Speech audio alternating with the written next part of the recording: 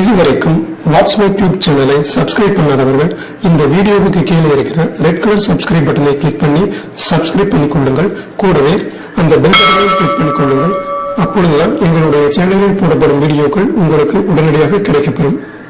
எங்களுடைய சேனலுக்கு உங்களை அன்புடன் வரவேற்கிறோம். இன்னைக்கு இந்த வீடியோல இந்த குடமிளகாயில ஒரு ரெசிபி செய்யலாம். அது தயிர் சாப்பாட்டுக்கு வச்சு சாப்பிடலாம், வேற எந்த சாப்பாட்டுக்குன்னு வச்சு சாப்பிடலாம். இது ரொம்ப சிம்பிள், ரொம்ப டேஸ்டாவும் இருக்கும். இது நீங்க ட்ரை பண்ணி பாருங்க. ஃபர்ஸ்ட் இந்த குடமிளகாய சின்ன சின்ன துண்டா நம்ம அறுத்துக்கலாம்.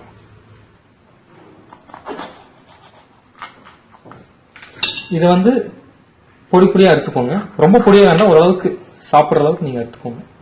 இந்த சைஸ்ல அறுத்துக்கிட்டா போதும்.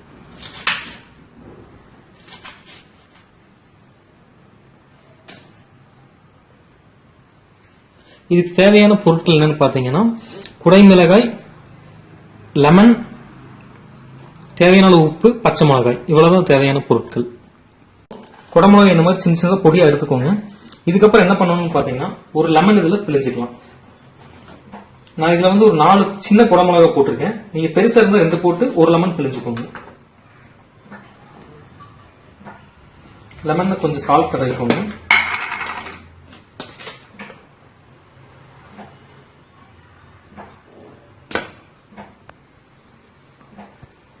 இப்ப லெமன் இதுல பிழிஞ்சுக்கலாம். நம்ம சப்போஸ் பெரிய லெமனா இருந்தா ஹாஃப் லெமன் போதும். இது சின்ன லெமனா இருக்கிறதுனால நான் 1 பிழிகிறேன்.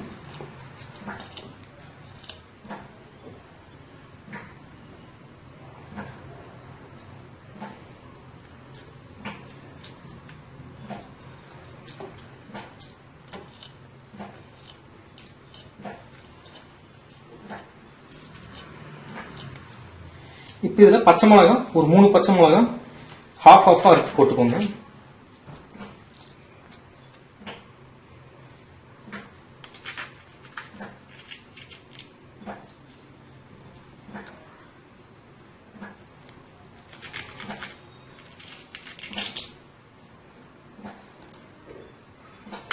இதுல தேவையான அளவு உப்பு ஆட் பண்ணிக்கோங்க.